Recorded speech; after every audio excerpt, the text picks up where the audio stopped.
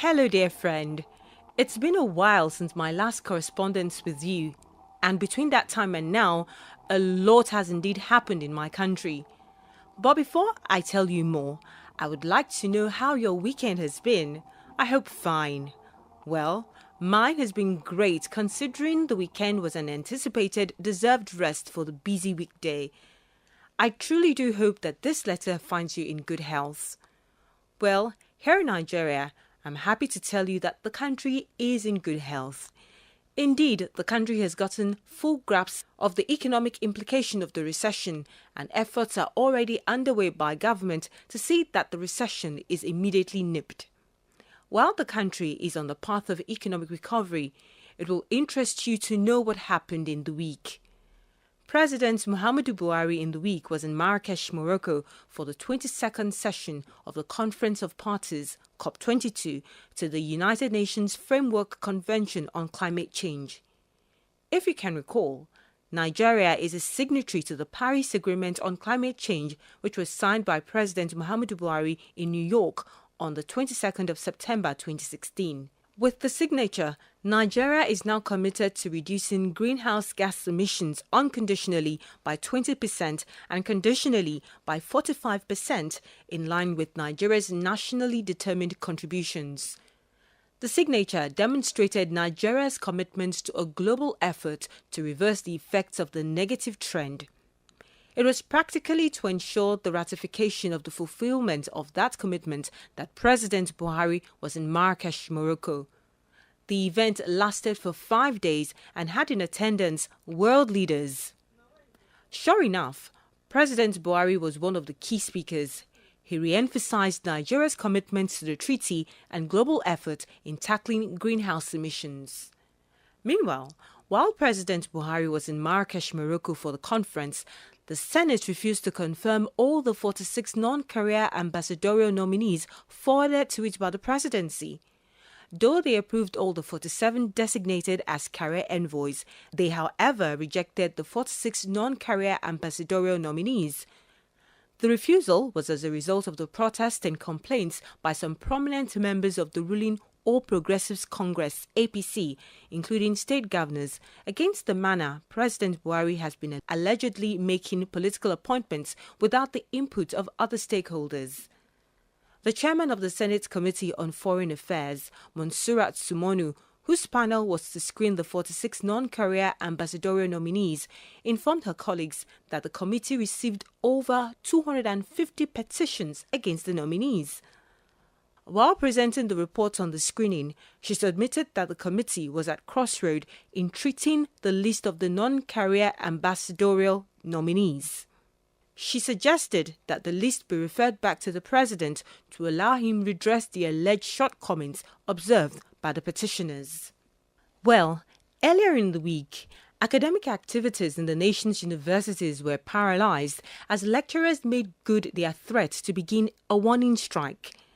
The Academic Staff Union of Universities (ASU), the umbrella body for university teachers in the country, which gave prior warning about the industrial action on Monday, said its members would boycott lectures for 1 week in the first instance and continue indefinitely if government failed to honor a 2009 agreement regarding their welfare and another 2013 Memorandum of Understanding bordering on university reforms and yearly release of 200 billion naira for 5 years. My dear friend, though you might find this news disheartening, be assured that government is already in talks with the union and very soon all issues will be resolved.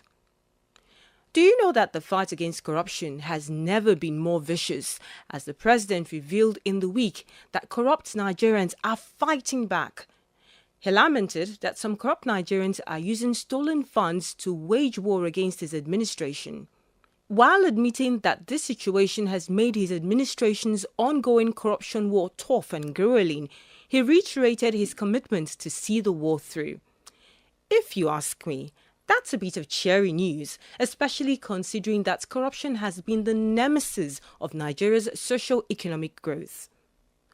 While not wanting to sound as an alarmist, the president in the week warned Nigerians to brace themselves for an imminent outbreak of famine by January 2017. Retrospectively, I see this as good news, as the cause was revealed to be the increased demand for Nigeria's grain and cereal exports. This goes to show that Nigeria is getting it right in the agricultural sector. Anyway, the alarm raised by the presidency shows that there has been a spike in the demand for Nigeria's grain in the global market, and this is creating an excellent environment for the mindless export of grains across the borders. Unless this is curtailed, according to the presidency, markets will be bereft of food by January 2017. It was in that vein that the federal government asked the Ministry of Agriculture to present a quick plan for the purchase of surplus grains to be stored in warehouses across the country to save for the rainy day. It's not all bad news, dear friend, as the Senate passed for a third reading a bill for the establishment of a National Poverty Eradication Commission. Sponsored by Senator Rabiu Musa Kwakwanso from APC Kano Central, the bill seeks to provide legal and regulating framework for policies and programs of government aimed at eradicating poverty. In regards to previous initiatives such as the National Poverty Eradication Program and the Subsidy Reinvestment and Empowerment Program, the senator said they failed because they lacked legal and regulatory framework. Once passed, it is hoped that the bill will strengthen the efforts towards eradicating poverty in the country. Well, just as the Senate was deliberating on the Poverty Eradication Bill, former President of Nigeria, Olusegun Obasanjo, an ardent campaigner for Made in Nigeria products, received pairs of shoes all made in Aba, Abia State in southeast Nigeria as gifts from Governor Okezie Ikpeazu.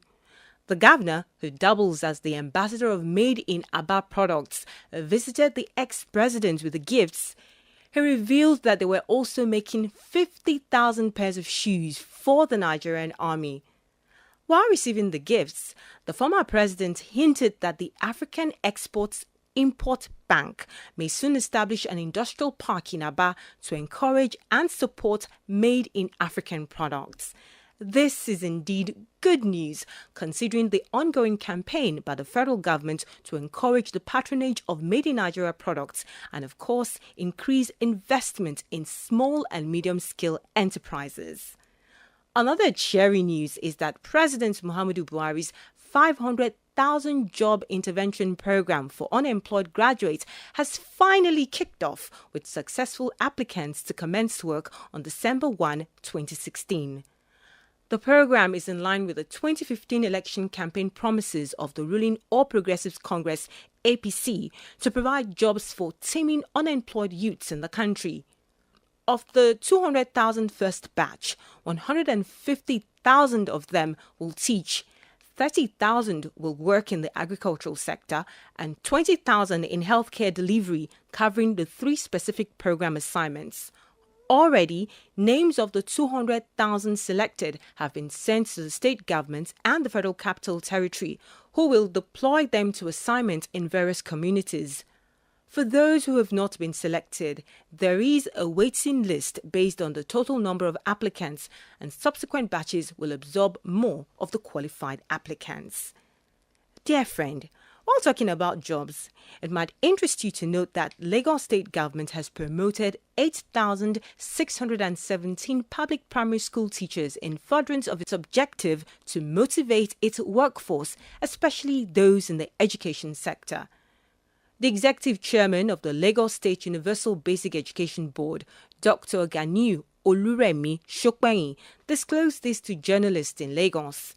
He explained that the promotion exercise has cleared the backlogs inherited by the present administration in the state primary schools. According to the chairman, this was made possible by the passion of the Lagos State Governor, Mr. Akinwumi Ambode, for the welfare of public school teachers. It was quite a celebration as the former president of Nigeria, Goodluck Jonathan, marked his 59th birthday. The celebration, a quiet affair, had friends and well-wishers in attendance. If you will recall, President Goodluck Jonathan lost the 2015 Nigerian presidential election to the current president, Muhammadu Buhari, in what many deemed as the fairest election held in Nigeria. Well, I wish the former president hearty cheers as he marks his birthday. There was further political realignment as the former governor of Abia State in southeast Nigeria, Orji Uzor Kalu, deflected to the ruling All Progressives Congress (APC). He pledged the assurance of contributing his quota to the political and economic development in the country. He dismissed claims that the move was to truncate his ongoing trial by the Economic and Financial Crimes Commission. Following in his footsteps was the chieftain of the PDP in Oyo State, southwest Nigeria, Professor Soji Adejimo, who was one-time governorship aspirant. They were welcomed at the APC's secretariat in Abuja by its national chairman, Chief John Odige Oyegun. My dear friend, it is with grief I inform you that Nigeria in the week lost one of its first-class traditional rulers to the cold hands of death. The 18th Sultan of Sokoto, Alhaji Ibrahim Dasuki, passed on Monday, 14th of November. Though he has since been buried according to Islamic rite, the late Sultan of Sokoto will be best remembered for his role in the creation of the present local government system in the country. He was the father of Colonel Sambo Dasuki, former National Security Advisor, who is currently facing corruption charges. Well, let's move on now to some mixed news. The Falconets of Nigeria have crashed out of the ongoing FIFA Under-20 Women World Cup in Papua New Guinea despite a 2-1 win over Spain in their last group game. The Falconets came from behind to beat the Spanish team after trailing the Spanish side. Despite the win, the Falconets failed to make it to the next stage of the tournament, no thanks to their 6-0 opening loss in the hands of Japan in their opening group game. Japan and Spain made it through on goal difference despite having 6 points each, as well as Nigeria. On the brighter side, the 2016 Africa Women Cup of Nations has kicked off in Cameroon with the defending champions Super Falcons of Nigeria defeating Mali 6-0 in their first match. They will next face the Black Queens of Ghana on Wednesday in a mouth-watering cracker.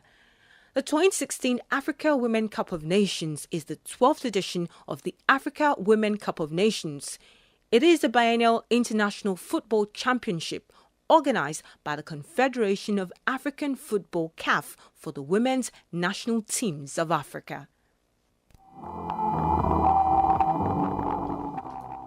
And it is with the mixed news that I end my letter today. I shall write to you again next week with more stories. Until then, it's goodbye from me.